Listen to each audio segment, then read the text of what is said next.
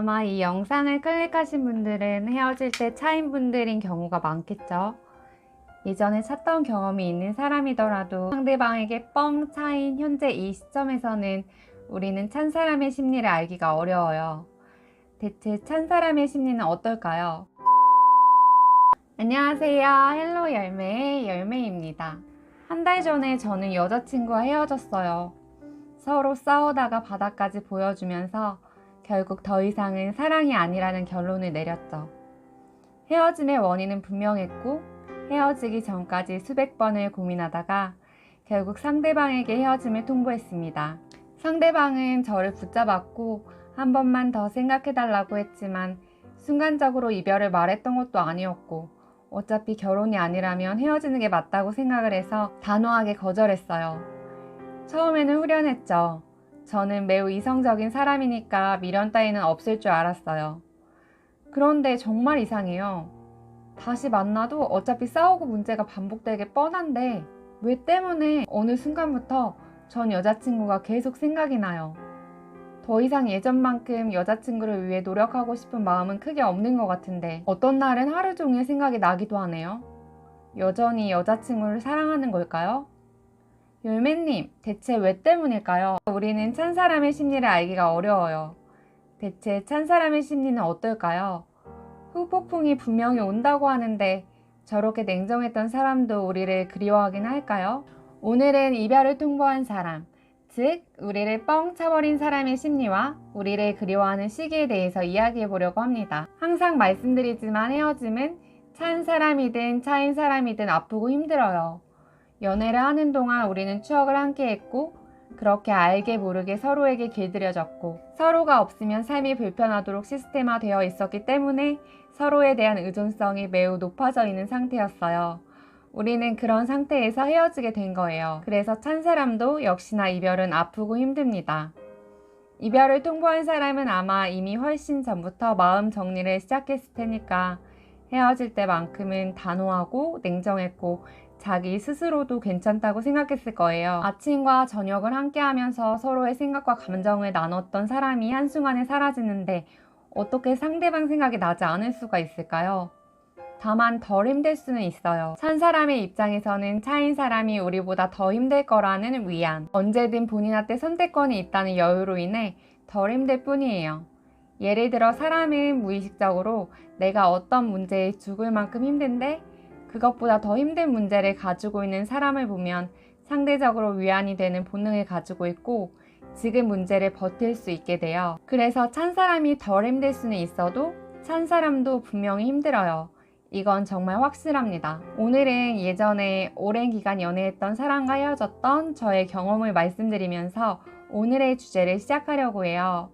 우선 결론부터 말씀을 드리자면 저의 경험을 통해서 말씀드릴 수 있는 건 찬 사람도 분명히 똑같이 힘들 수밖에 없고 상대방이 그리워지는 시기는 반드시 오고 그건 상대방이 어떻게 하는지에 따라 크게 달라진다는 거예요. 여러분들이 이해하기 편하시게 열매의 스토리를 1인칭 주인공 시점으로 시작해 볼게요.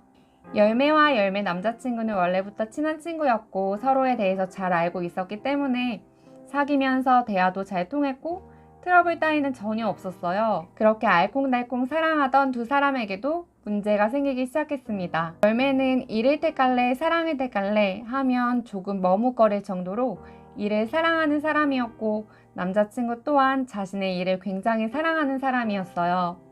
그래서 그때까지는 서로 각자의 시간을 존중하면서 열심히 일하고 함께하는 시간도 중요하게 생각하면서 건강하게 연애를 잘 했었어요. 열매의 삶 속에 여러 가지 예상치 못한 상황들로 인해 일에 대한 슬럼프가 찾아왔어요. 내 삶이 지금 이대로 가도 괜찮은 걸까? 그동안 열매는 자신의 일을 사랑한다고 생각했는데 사회가 원하는 기준에 맞춰 살면서 그것이 행복인 것처럼 행복을 학습하는 삶을 살고 있다는 생각이 들기 시작했어요. 중고등학생 때도 겪지 않았던 사춘기를 그제야 겪으면서 인생에 대해 무수히 많은 고민을 했습니다. 세상의 안정적인 틀 안에서 벗어나는 걸 정말 두려워하던 열매였는데 나름 소소한 시도를 하면서 기존의 삶의 경계를 넘어서는 도전을 해보기로 결심을 합니다. 그러나 열매 남친은 생각이 달랐어요.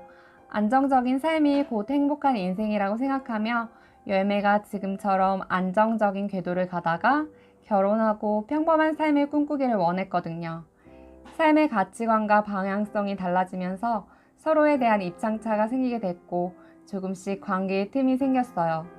열매는 남친이 바라는 삶의 그림들을 누구보다 잘 알았기에 만나면서도 미안한 마음이 들었고 미안한 마음들이 쌓이다 보니까 함께 있는 시간에도 온전히 행복하다기보다는 감정 소모가 돼서 힘들었어요. 그러다 보니 함께하는 시간도 줄어들었고 서로에 대한 영향력도 적어졌고 그런 시간들이 한동안 지속되다가 어느 날 남친과 열매는 사소한 문제가 터졌는데 평소 같으면 하루 만에 화해했을 만한 일들이 서로 지쳐있는 상태에서 터지니까 해결이 되지도 않았고 그렇게 서로는 생각할 시간을 갖기로 했어요. 열매는 생각할 시간을 갖는 동안 마음이 정리가 된 듯 했어요. 장기적으로 봤을 때 결국에는 서로에게 더 큰 상처를 줄 것 같다는 마음과 그래도 서로 덜 미워할 때 헤어지는 게 낫겠다는 마음으로 정말 수백 번 고민을 하고 헤어짐을 결정한 거였거든요. 그렇게 열매와 남자친구는 헤어졌어요. 그런데 막상 헤어지고 이게 웬걸요? 막상 헤어지고 나니까 생각할 시간을 가질 때와는 차원이 다르게 힘든 거예요.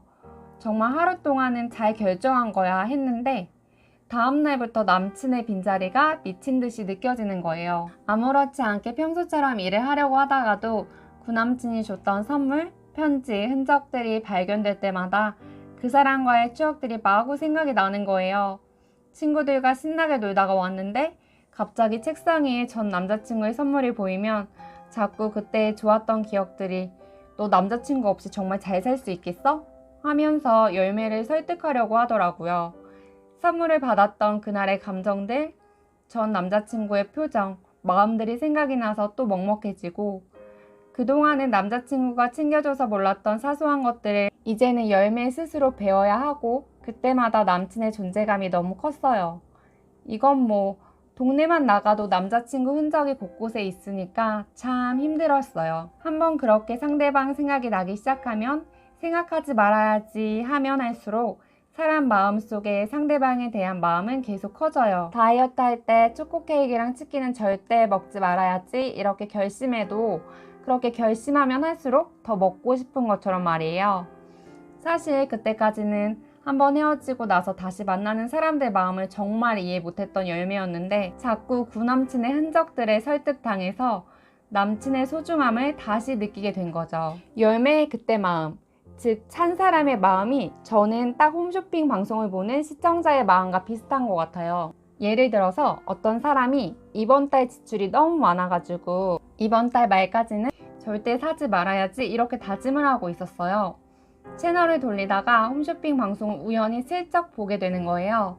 그때부터 문제는 시작됩니다. 평소에는 1도 구매할 생각이 없는 제품들이었고 분명히 이번 달에는 물건을 소비하지 않겠다고 그렇게 결심을 했는데도 막상 쇼호스트가 나와서 눈앞에서 영업을 해버리면 우리의 뇌는 설득을 당해버려요. 게다가 특정 카드로 사면 할인도 받을 수 있고 적립금 이벤트도 있고 심지어 사은품까지 주는데 안 사면 손해라는 생각이 너무나 드는 거죠. 마음이 조급해지면서 손가락은 구매를 클릭하고 있잖아요. 분명히 절대 더 이상 이번 달에 소비는 없다고 결심을 했는데도 사람은 이렇게 단순합니다. 그러면서 나는 합리적인 가격에 좋은 구성의 신제품을 구매하는 합리적인 소비를 하고 있는 거야. 이렇게 합리화를 하면서 뿌듯해하고 있는 우리들 모습. 정말 이성적인 사람들은 그 순간 구매 욕구를 억누르더라도 무의식에서는 구매하지 않는 게 오히려 손해라는 생각이 장착되어 버리니까 다음 날에도 그 제품이 눈에 아른거리고 주변에서 그 제품을 사용하고 있는 사람들이 보이면 그게 없는 내 삶이 얼마나 손해인지 계속 생각이 나고 결국에는 이런 무의식의 과정을 거치다가 그 제품을 알람 설정을 해두거나 일주일 내에 다시 그 방송이 나오면 결국 사게 되는 사람들이 엄청 많습니다. 찬 사람의 심리도 마찬가지라고 생각을 해요. 우리와의 추억들이 생각나고 흔적들이 보이면 무의식 속에서 뇌를 계속 자극해서 우리 생각이 계속 나게 돼요. 특히 그 연애에 최선을 다했고 상대방을 진심으로 사랑했다는 걸 연애하면서 상대방이 확실히 인지를 했다면 찬 사람이라도 그 사람의 삶에 남아있는 여러분의 추억과 흔적들이 그 사람을 설득해서 후폭풍이 오고 결국 연락까지 이어지는 경우가 정말 많습니다. 연애하면서 했던 여러분의 노력들은 결국 적립금, 사은품, 카드 할인과 같은 효과를 발휘하게 되는 거죠. 아무리 단호하게 이별을 말했고 매우 이성적인 사람이라도 분명히 우리를 그리워하는 시기가 반드시 옵니다. 왜냐하면 헤어짐을 선택할 수는 있지만 생각이 나는 걸 스스로 통제하는 건 힘들잖아요. 생각은 감정적인 거고 본능인 거니까. 그래서 생각까지 막을 수는 없습니다. 생각이 나는데 왜 자꾸 생각이 나는지 본인도 잘 몰라요. 내가 분명 찾는데 왜 자꾸 얘가 생각이 나지? 너무 혼란스럽습니다. 이렇게 생각이 나는 건 내가 아직 상대방을 사랑하기 때문인가? 아직도 감정이 남아서 그런 건가? 떨어져 있는 시간 동안 서로에게 좋았던 기억들은 사람의 뇌를 속여버리고 그 혼란스러운 마음이 지속되면 결국에는 아직 내가 상대방을 사랑하는구나. 그렇게 찬 사람의 마음은 설득당해 버리는 거예요.